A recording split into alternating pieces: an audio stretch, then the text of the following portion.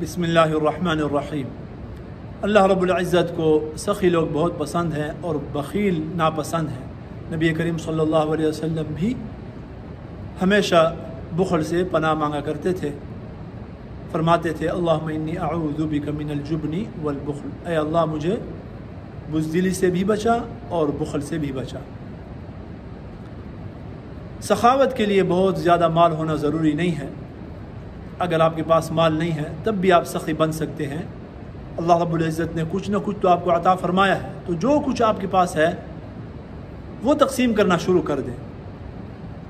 میرے محترم دوستو، حضرت امام ابو حنیفہ رحمہ اللہ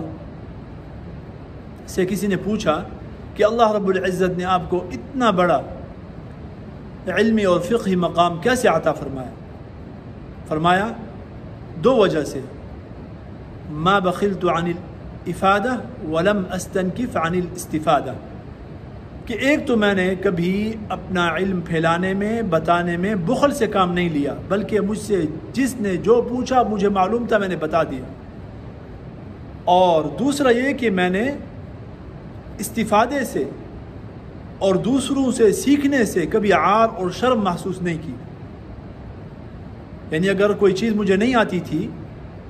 تو میں نے یہ نہیں دیکھا کہ لوگ مجھے امام کہتے ہیں اور میں اتنا بڑا استاد ہوں، محدث ہوں، فقیہ ہوں، لوگوں کے درمیان مشہور ہوں، بلکہ مجھے جو نہیں آیا میں اہل فن کے سامنے، اس فن کے ماہر کے سامنے جا کے بطور شاگرد کے حاضر ہو گیا۔ تو میرے محترم دوستو، انسان کو اگر مقام حاصل کرنا ہے تو یہ دونوں چیزیں انسان کے اندر ہونی چاہیے۔ بخیل نہ ہو، اپنا فن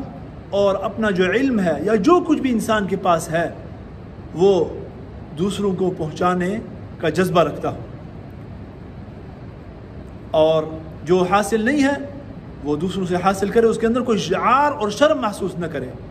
اس لیے حضرت ہمارے استاد مولانا محمود اشرف عثمانی صاحب رحمۃ اللہ علیہ نے ایک دن دوران درس